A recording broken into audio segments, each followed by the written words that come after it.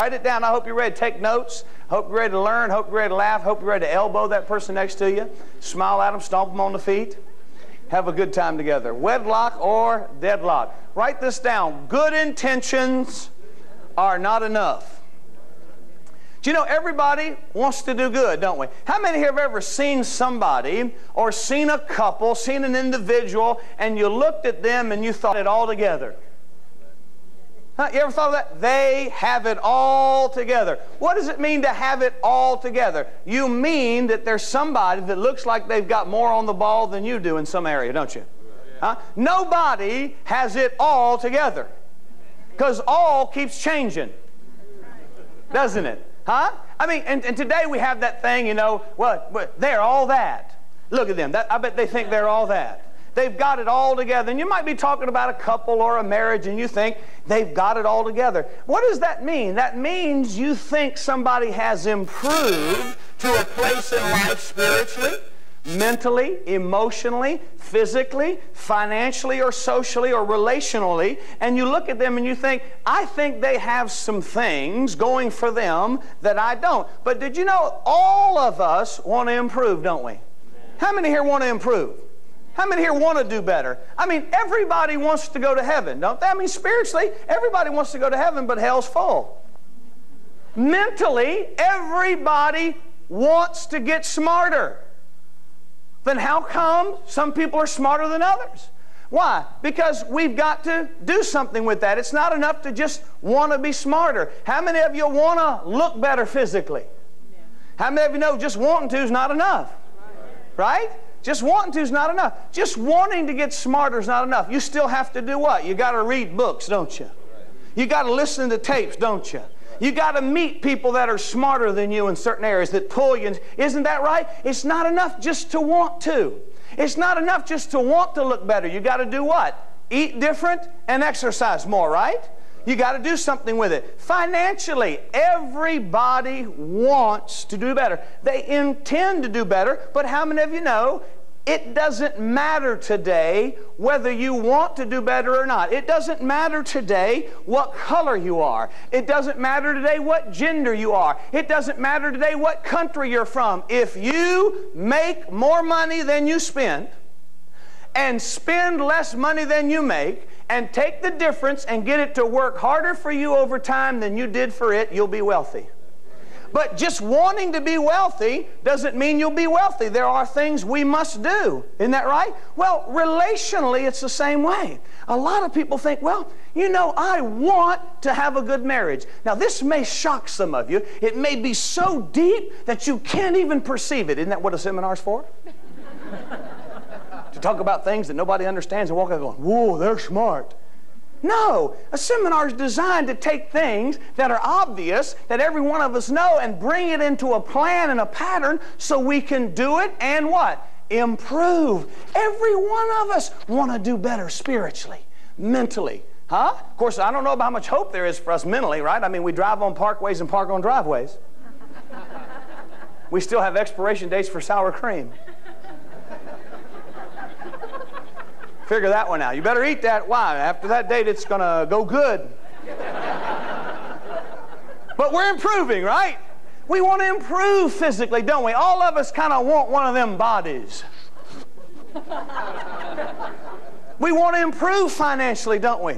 But relationally, somehow, we think going into a thing called marriage, well, you know, I want to have a good marriage. Now, this may shock you. It may blow you right out of your seat. And I hate to do that right at the start. In all of the years of helping people get ready for marriage, I have pre-marriage questions that I pass out. And we go over these questions. And we've got this thing in the office called a male. This creation called a man. And he's going to marry this other thing called a female. A whoa man. Whoa man.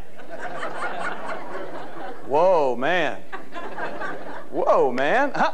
I mean, and these two creatures are going to get married. And in filling out these questions, one of the questions is, do you expect to be happy and successful in marriage?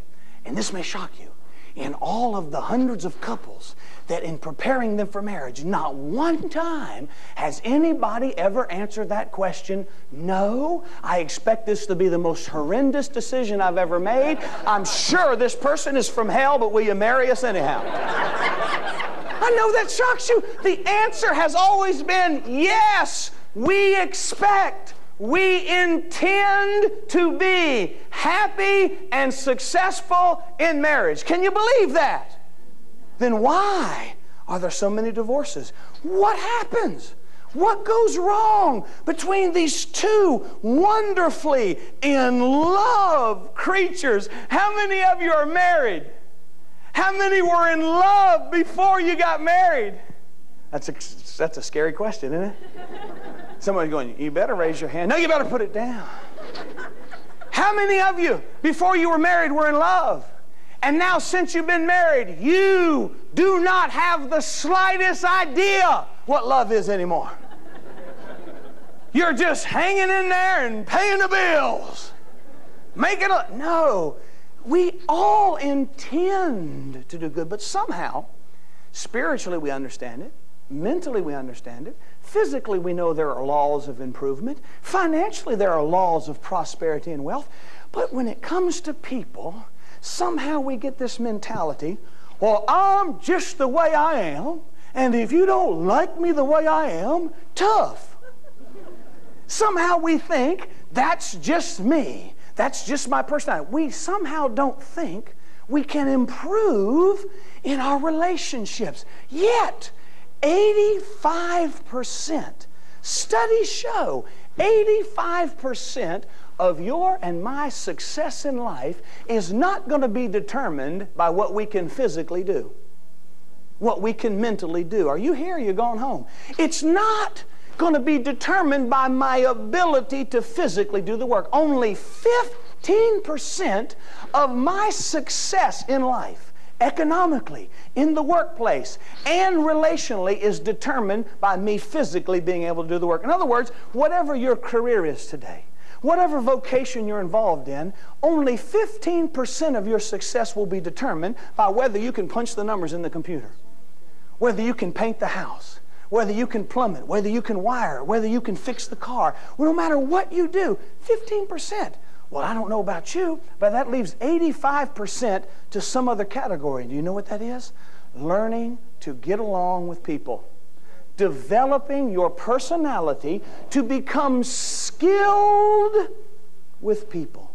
85. Well, if 85% of my success economically and in the workplace is going to come dealing with people, what kind of percentage do you think it is that's going to determine a successful marriage?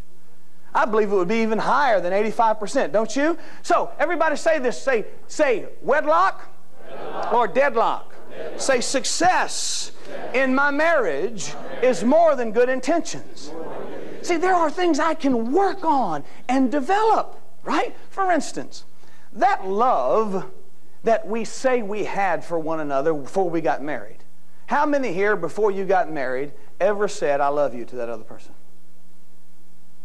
Well, maybe I need to back up a few steps. How many here ever said, I love you? Well, what do you mean? See, love's a funny word in Western societies. Huh? We only have one word for it. I love you. I love my dog. I love Fritos. I love ice cream. I love that movie. We use the same word for everything, but certainly you mean at a different level. I love you versus I love Fritos. Right? Right? Okay. So relationally, we say we love you, but if that love that we have, which in reality going into a marriage really is just a sign of good intention, isn't it? I love you means I'm going to do everything I can do.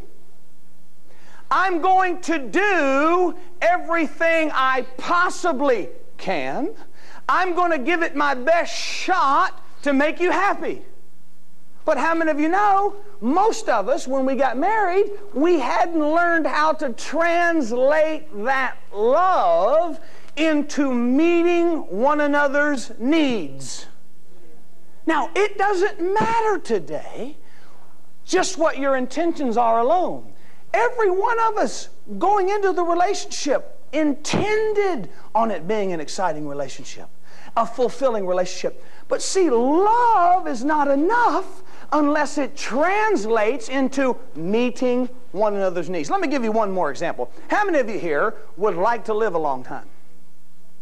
How many of you intend to live a long time?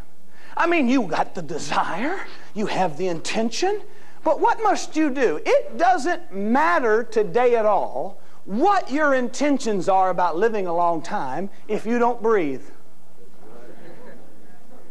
You can sit there today and say, you know what? I plan to live till I'm 95, and if you don't take another breath, it doesn't matter what your intentions are. You've got to get your need for oxygen met. You've got to eat.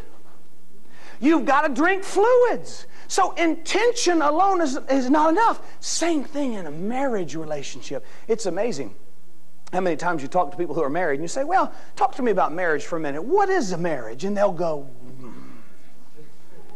well, marriage is like, you know, being married.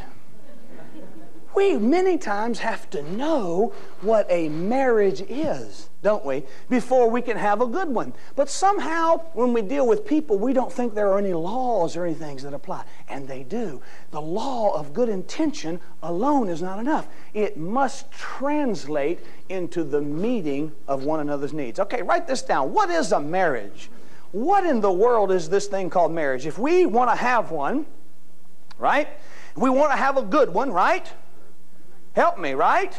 So far, are we in agreement? Yes. How many of you are married? You got one. Let me let you in the news. You got one. How many want to have a good one? Right. So that doesn't mean you don't have one. If you got a great one, it can get better. Now, when you start talking about marriage, what is one? First of all, a marriage is this. And this is a word that many of us are not familiar with. Write it down. It's the word covenant. Covenant. No, that doesn't mean like a coven of witches, even though many of them might be in a coven, right, or a covenant.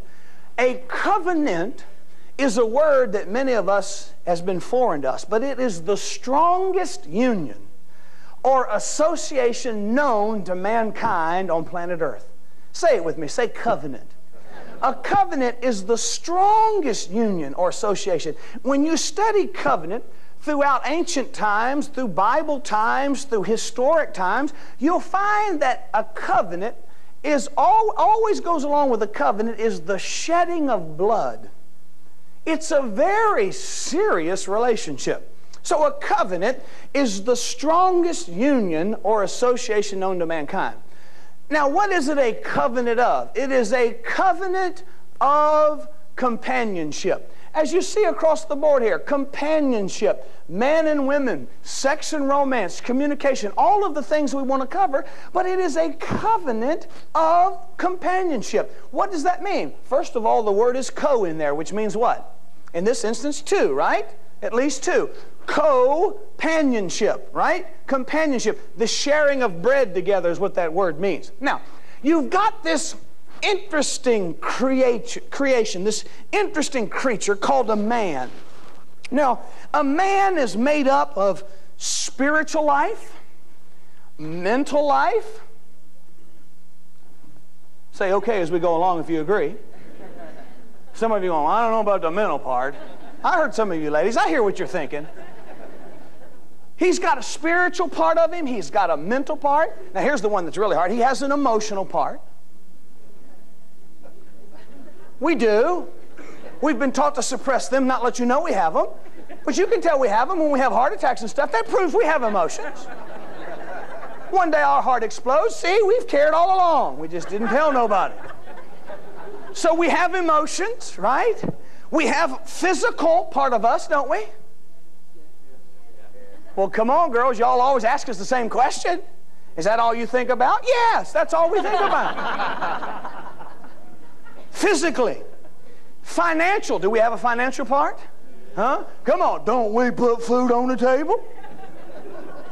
Don't you got a dog? And a refrigerator? Did I make a house payment? We're constantly reminding you we have a financial side. And we have a bass boat. All right, now anyhow. Don't spend too much on the bread. I got to go to the bass boat. All right, now. Do we have a social side? Man's made up of that. Now, we've got this other beautifully handcrafted, skillfully made creature called a woman. She's got a spiritual makeup, doesn't she? Does she have a mental makeup? Does she have emotions?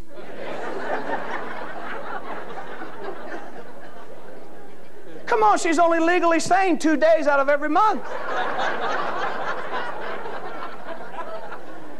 But us men, we thought through that, man. When PMS came up, we created ESPN, baby. We was right on top of it. Just give me the changer, I'll see you in a few days. They have emotions, don't they? They have a mental makeup, don't they? Huh? They have a physical makeup, don't they?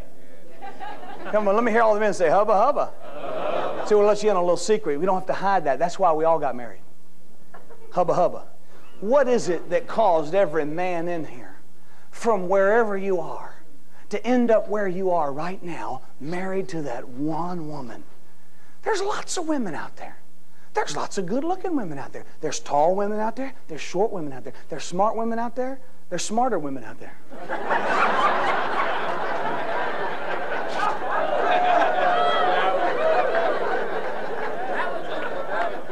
Come on, that deserves a hand there, man. Aren't there?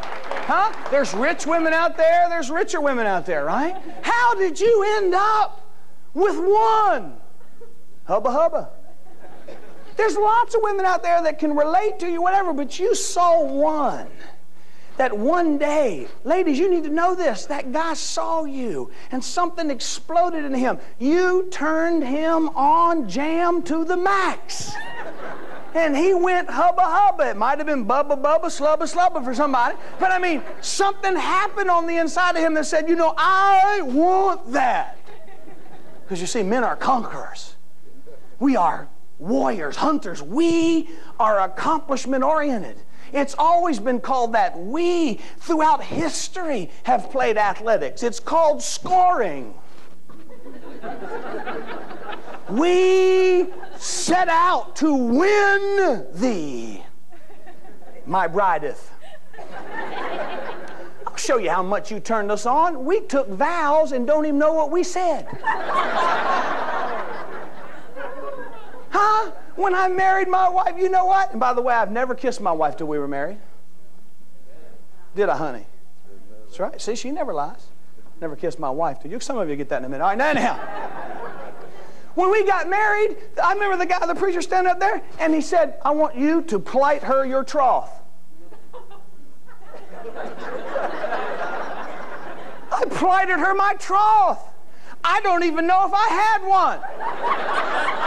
But I'm sure if I did, she's got it. Probably went shopping with it. Probably traded it in on another troth. A bigger troth, a better troth, a more expensive troth. Went into the troth business. Right? And you got this beautiful, and it wasn't one of the hardest things to do before you got married was to keep your hands off one another. I don't know how to interpret that answer. Some of you going, well, yeah, it was real hard. Some of you going, I don't know. We didn't pass that one. We weren't able to. Right. And what is the greatest test after you're married? Huh? Putting your hands on one another. I'm too tired. Got a headache. Not in the mood. Right? And those things creep in. And you never, ever. See, most of the time that the lady battles that. But you know what? Sometimes it makes men cringe. You have never, ever in all your life ever heard a man say, sex ain't that important in a marriage. I believe sex is only about 1/12 of the importance in a marriage. You only hear analytical ladies say that. And then you watch men shrink in terror when they say that. Behind her back, of course. And then when she turns around and looks at he was turned on. What caused him to want you? Because spiritually and mentally and emotionally and physically. See, and then she's a financial creature, right? And she's a social creature. So you've got this man and this woman, and they decide to get married. What is it that you're doing? You are totally different creatures. Everybody say, viva, la différence. But what happens over time, those differences become a place of war. Most problems in marriage relationships have nothing to do with who's right and wrong. But boy, when we fight, how many have ever fought? Come on, ever got hard? Come on, ever got mad? Ever got heated in the wrong way? Come on, y'all hear? Why did you fight? Men, why did you fight? Because I'm a man, I just want to whoop some. Ladies, why'd you fight? Huh? Why'd you fight, ladies? You fought for two. Now, men fight because they're right. By cracky, I'm right. I wouldn't be fighting if I was right. I wouldn't be risking heart attack and stroke if I wasn't right. Ladies will fight for two reasons. Ladies will fight because they either feel like they're right or don't want you to think you're right.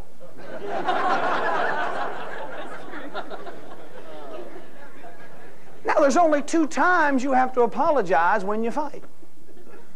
Only twice. When you're right, when you're wrong. Because if you don't, the doghouse sleeps the same. Doesn't it? I mean, how long can you starve? Well, I'm right. Okay, well, you're getting skinny. You're looking a bit emaciated, you right thing, you. So you got this man and you got this woman and they decide to get married, and it's called a covenant of companionship where 2 of them come together and begin to become one spiritually. They become one mentally. Is that weird? Huh? How many of you have been married a while and you realize, oh no, there's somebody else on earth starting to think like me? Is that scary? It kind of has a security to it, but it's kind of weird too, huh? You start feeling like you're living with Radar O'Reilly. They can finish your sentences for you. Huh? No, I'm not going to get her that. I know what she'll say about that. Some other guy's out there buying his wife one because she likes it. Another guy, no. You start thinking like, don't you? How about emotionally do you grow together? Do your emotions affect one another? Yes or no? When things are going well and you're relating emotionally, isn't it wonderful? Huh? Then what's it called? Huh? When that cold, clammy feeling comes. Huh? That's called misery, isn't it? It's called what? It's called hell on earth. That's what it's called, isn't it? Huh? Where these 2 have become one, but it's not meshing. So they become one spiritually, mentally, emotionally. How about physically? Say hubba hubba. Can we be honest? Isn't that the reason most of us got married? Moving right along. All right. The honesty will develop as we go. All right. Physically, we were excited. How about financially you become one? Do ladies look at money different than men? Huh? Money's money, right? But it's perspective, isn't it? How about society? How about socially as you relate to society? Do men and women have a different perspective? Not right or wrong. Do they have you know why we have a different perspective? Because we have different expectations. Write this down. Expectations and perspective are critical to have a good marriage. Every one of us have expectations, and we have our perspective. Men see things from a certain perspective, and ladies see things from a certain perspective. That doesn't mean one of us is right and one of us is wrong. It just means that's what a marriage is. Now, for those of you that are here that aren't married yet, you need to realize that's what you're getting into. Those of us that are married that didn't know that, how many of you wish you'd have known some of these things before you got married? Doesn't mean you wouldn't have got married, just means you'd have known what to work on. Huh? Because, I mean, all of a sudden you're in love and you both like pizza and you went to the movies and he kisses so good, but one day the pizza gets cold. And the kiss is a little old. Because, I mean, obviously Tom Cruise could kiss better. Or Robert Redford, right? And what happens? You still can have a marriage. But what has happened? Perspectives, expectations. And then you get married and you're in love. And all of a sudden, those serious things that you never saw. How many have ever heard the term love is blind? What does that mean? That means that while you were dating or courting, all you did was look at the positive things, and you thought somehow that things you didn't like weren't that important. But how many of you know they have a tendency to escalate in importance after you're married? When you men went into the bathroom on your honeymoon and you noticed one of the most horrifying, most detrimental things in the relationship, you had married a woman that squeezed the toothpaste in the middle. My goodness. Every man in here knows how to squeeze toothpaste. How do we, men? From the bottom where? Up. And don't what? Don't waste a drop of that. I worked hard for that. I'm going to go get on my bass boat, but I worked hard for that toothpaste. You roll it from the... And then you ladies, remember when you found out you were married to a monster who would never put the toilet paper back on the roll? Or when he did, he couldn't put it on there right? And we needed seminars. Week-long seminars. How to put it on and make it go this way, not that way. Serious things. Oh, we laugh. It's the little foxes that spoil the vine, isn't it? Huh? Very seldom people come in and say, I've been beaten and he's had incest. And I mean, that happens some, and that's horrible. But most of the time, it's something little that builds up. And because it's what? Expectations based on perspective. Now, write this down. Your perspective is right if you've got it. Because whoever has it, it's right to them. It doesn't matter. Men say, well, I just don't see it like that. It does not matter how you see it. It matters how she sees it. And you got to find out how she sees it before you can relate to and express how you see it. You see? All right, so you see? All right, now. Husbands, wives come together in this covenant of companionship. Now, what is so important about what I'm about to tell you now? It is so deep, it is so profound, but it's amazing how many people don't realize this. Write it down. Men and women are different. Okay? Not better, not superior, different. Men and women are totally different creatures. Spiritually, mentally, physically, financially, and socially. Let's talk about a few of them. Let's take, for instance, on the spiritual side. Men have tendencies. Men are doers. We are accomplishers. You see what I'm saying? I mean, you know, when we die and go to heaven, we want to build something. You know what I mean? We're the only creatures on earth that will buy something new, break it before we get home so we can work on it. We want to check out the new sander, check out our tools, right? We buy new shoes and take them home and do what? Polish them. Because we have this sense of working and accomplishing and doing. We are hunters and conquerors, you see. Men, for instance, you know, men don't go on vacation. Men conquer vacation. That's why you ladies get in the car, you just go to sleep. Because we're gone. We're passing everything we can pass. Because we must conquer this vacation. When we get there, we'll relax. And then we'll walk into the hotel room, and yes, we'll have that look in our eyes. Because vacation is you.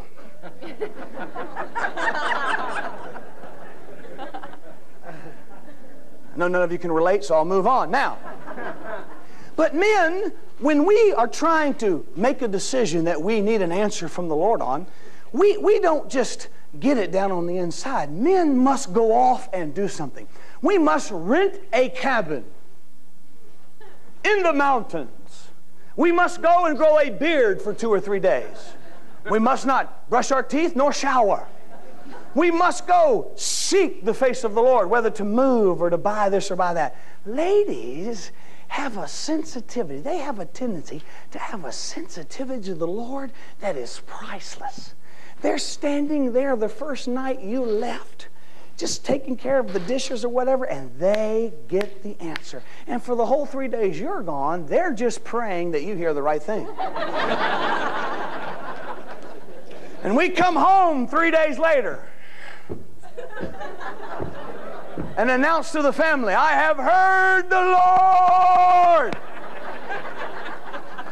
Call the whole family together. Here's where we're going. And you announce it, don't you, huh? And your wife, sweet as she is, already knows the answer. And on the outside she goes, you are my hero. And on the inside she's going, oh, thank you, Lord, he heard the right. Because if you didn't hear the right thing, she'd have to figure out a way to tell you. and make you think it was your idea.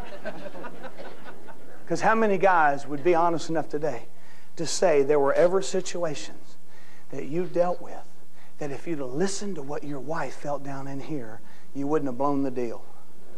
Huh? Hey, come on. If we could right now take up an offering, if we right now could receive the half of what we blew on deals that we knew was the deal, and your wife said, but I don't feel good about this.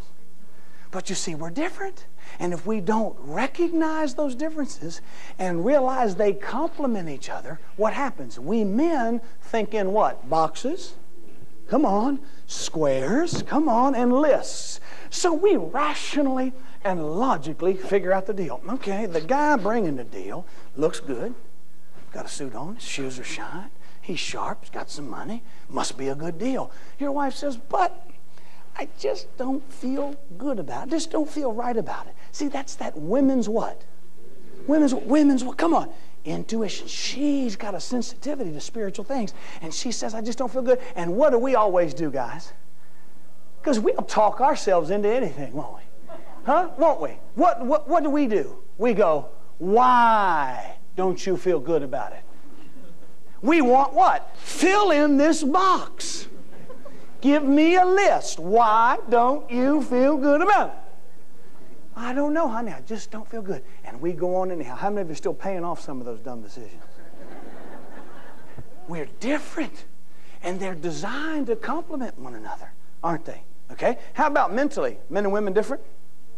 Not better, not superior, just different. Did you know that men have a tendency, like I said, to think analytically, logically? We have a tendency to use one side of our brain more than... Do you know you ladies have a tendency to use both sides?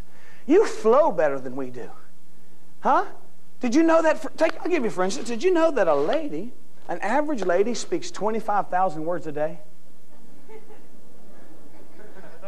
The average man speaks 12,000. Now, what does that mean mentally? What kind of mental challenges does that bring?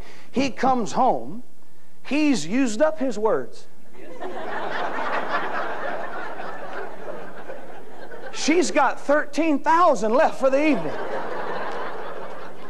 What does she want to do when we get home? Let's talk. And she'll start off with things like this. How was your day? And what do we say? No, we will never say fine again. Write this down, men. Fine is always a cuss word. When she says, how was your day? Don't say fine.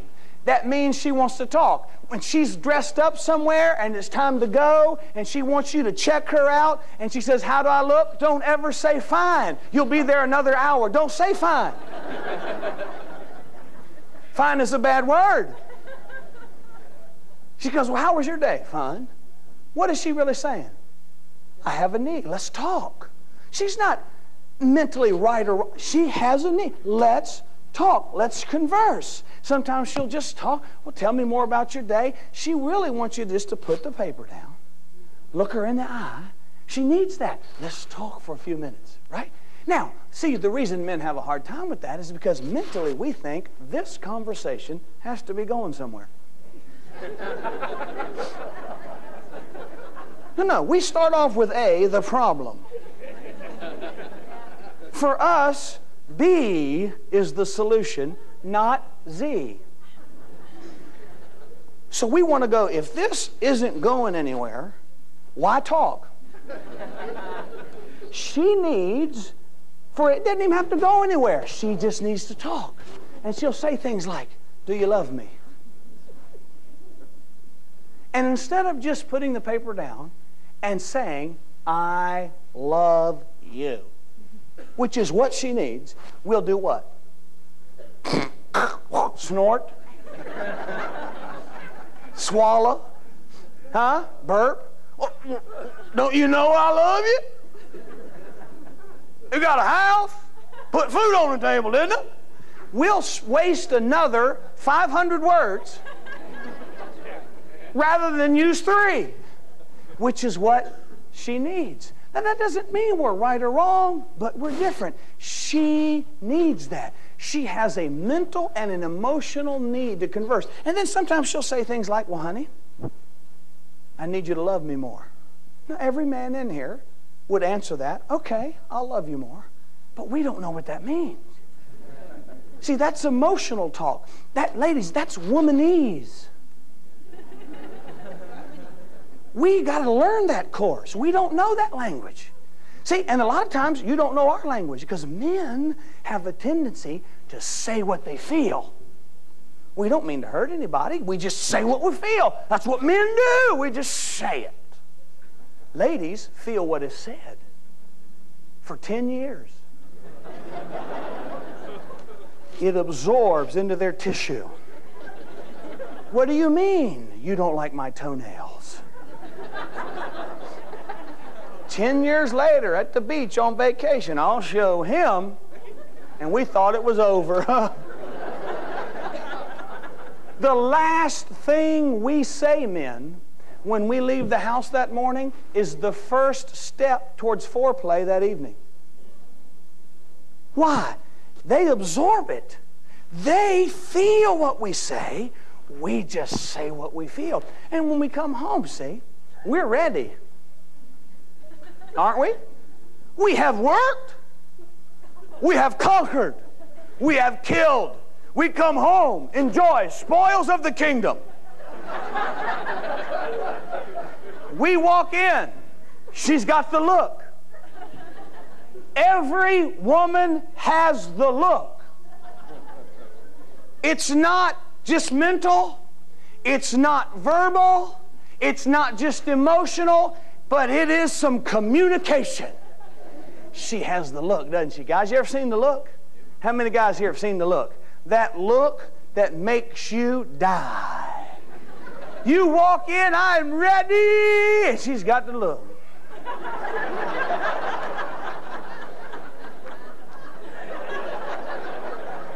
And you know what the look's saying? Ready for what?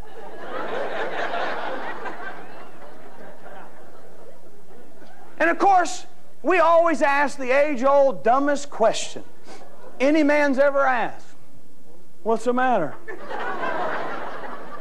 And we always do it with our look. Now, some women have different looks. Every man has the same look.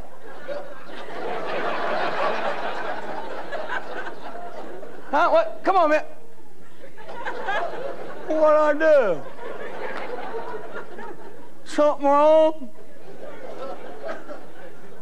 And then, if she doesn't answer you right away, most of the time, this precious creature, this little precious woman who needs openness and honesty will lie right to your face. She'll look at you and she'll say, nothing. Now, that doesn't mean nothing, men. That is womanese for you shouldn't have asked that question. And if she doesn't answer you, she just looks and goes, you've seen it, come on. If she does, and that means you better start guessing. You better make up something. You better just make up something. So many things come out in confessions like that that she didn't even know about. Because you start confessing. Well, I did it. It could be that. Oh, I didn't know you did that. When did you do that?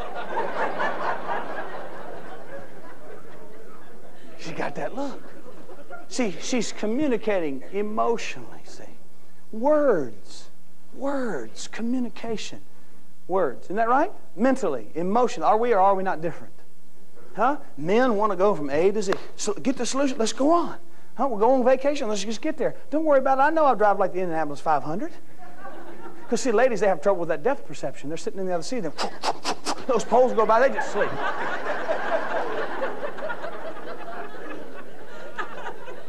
Because if they don't sleep, they'll have a heart attack or they'll be stopping the car all the time. Have you ever seen it?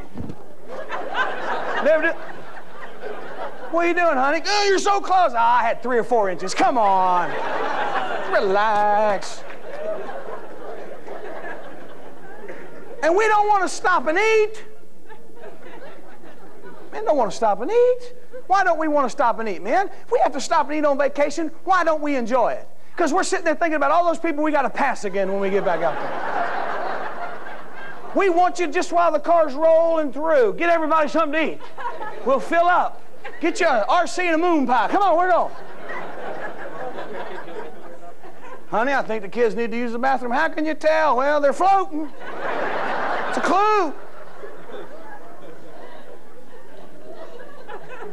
Say men and women are different. Say viva la différence. We're different spiritually. We're different mentally. Not better, not superior. Very little of marital problems have anything to do with right and wrong. Differences. We're different emotionally. We're different physically, aren't we? Come on, is that easy? That was an easy one. Aren't we different physically? Come on, guys. Are we? See, men can say, hey, come on, let me hear all the men say, Let me hear the men say, See, men, we know, right? Because that's what we were attracted to. Why? We are motivated by sight. We see it. And it has an effect on us. We're motivated by sight. See, that's how men are motivated sexually by sight. Ladies are more motivated by sound, smell. It's important for us to take a shower, isn't it, guys? Right, girls? Smells vex you, don't they, huh? Huh? You're not quite as motivated by sight. Huh? Come on, have you ever walked around and seen this gorgeous girl with this hunkless guy? And you go, how's that fit? Well, but he's so sweet. He's so gentle. He's so romantic. He listens to me. He talks to me. I know, but he's ugly. In the dictionary, there's a picture under ugly. Him, he's there. That's him.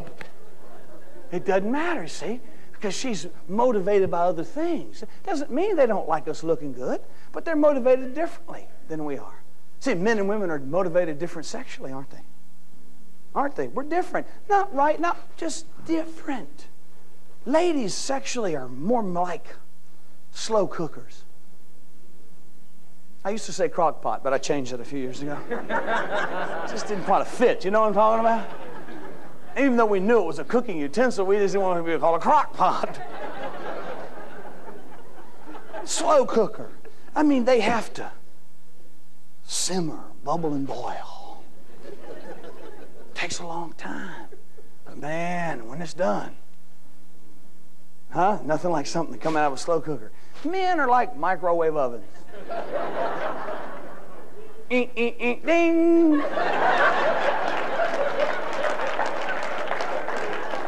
I'm out, I'm ready, didn't even heat up. You pretty much tell I'm ready by one thing, I'm breathing, I'm ready. Yes or no? We're ready.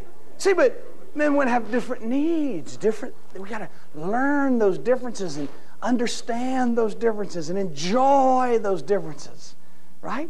Like a couple that one time was in there for counseling, and they were sitting there talking, and the wife was talking about some of the things she needed him to be a little more tender, and she needed more things. She would say things like, I need him to love me more. See, now he wants to, but he don't know what that means.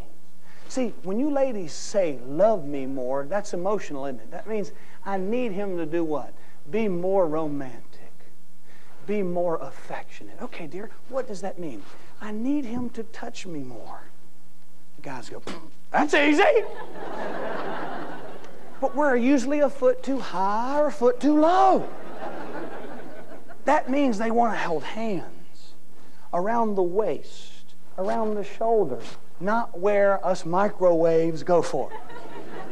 Yes or no? So they say that. See, that's what they mean, but you got to help us because we think how? Boxes. Come on. We need a list. Okay, honey, what can I...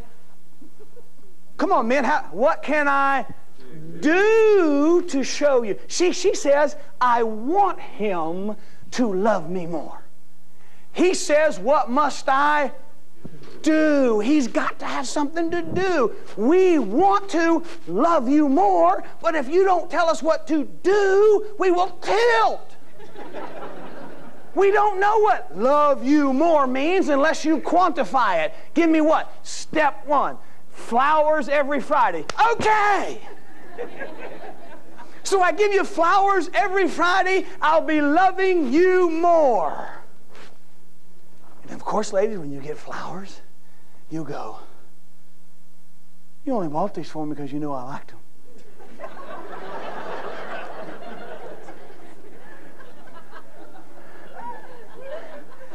And then we begin to short circuit. Like, what's wrong with that? That's not romantic enough. Right? We're supposed to come up with something. So we'll go out and do something on our own. We'll come home on an anniversary with a new vacuum cleaner.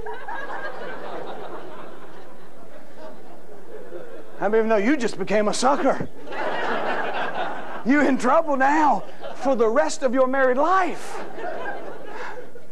You got to help us. Because it's hard for a man to buy flowers. Why? Anything he spends, the bottom line is return on investment.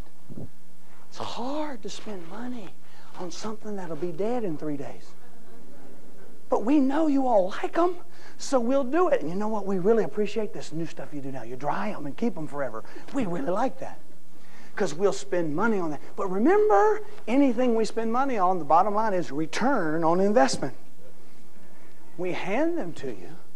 We like a response. You see what I'm saying? Now, so we're different sexually. So they're sitting there in counseling, and so she starts talking about, I need him to love me more. So we finally quantify some things he can do that shows her he loves her more. Then we ask him, what do you need more in the marriage? He said, I'll tell you what I need. I need my wife to be more aggressive in bed. So that night she said, no!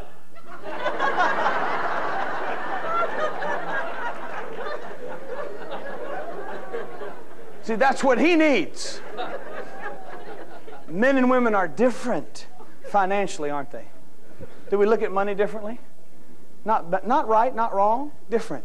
What do ladies like money for? How many here ladies like to shop? You love to shop.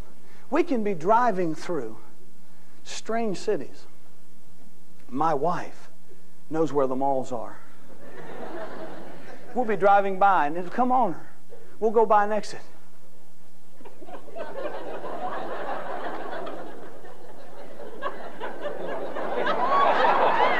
She knows. I said, it must be a mall over there. Time to eat. She knows right where. And then she'll begin to hyperventilate. All women, they begin to hyperventilate, and the only thing that'll cure it is mall air.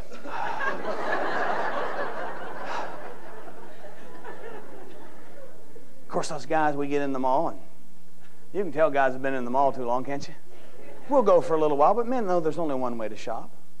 Know what you're going for. Go get it. Come home, watch the ball game. Right? But ladies like to shop. Now, when they say, let's go shopping, they don't mean what you think, men. Men think, I'm going to go get it, come home. Oh, no, no, no. No. Ladies can shop and not buy anything and have a glorious time. Come home with nothing, smiling. And we'll say, I thought you went shopping. I did. Come on, boxes and squares. What? Shopping means get something, come home. She go shopping, she come home. She got nothing.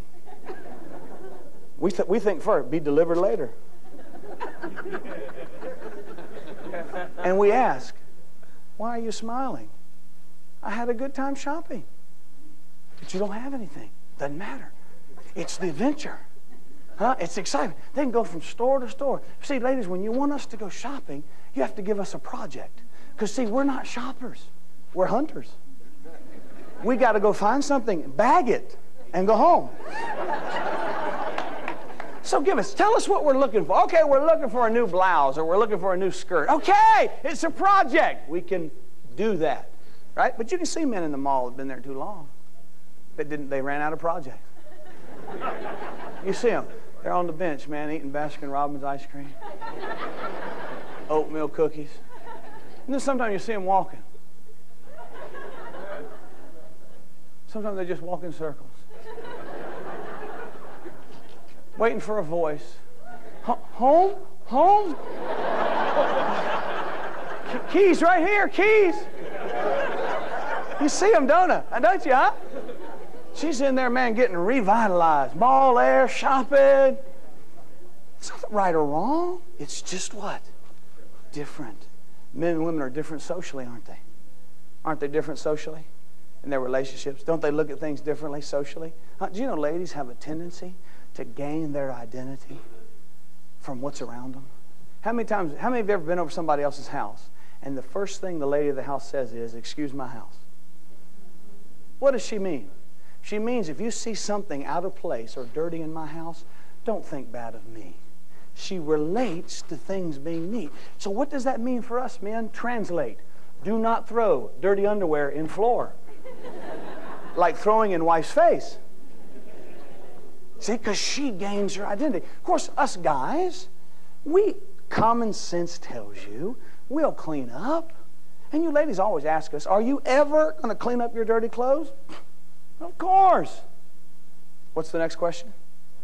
When? And the obvious answer, when I can't walk around them anymore. No problem. Much more efficient. But no, you see, there's this relationship there. Men and women, the dynamics of this covenant of companionship. Good intentions alone won't do it. It must translate into the meeting of one another's needs, mustn't it? It doesn't matter how great a marriage I want to have any more than it matters how much I want to live. If I don't breathe, I will die. In your marriages, in our marriages, if we don't find out what those needs are, understand those differences and meet each other's needs, I don't care how much in love you think you are. I don't care how spiritual you are. I don't care how strong of a will you have. If those needs don't get met long enough, you will dysfunction in some area.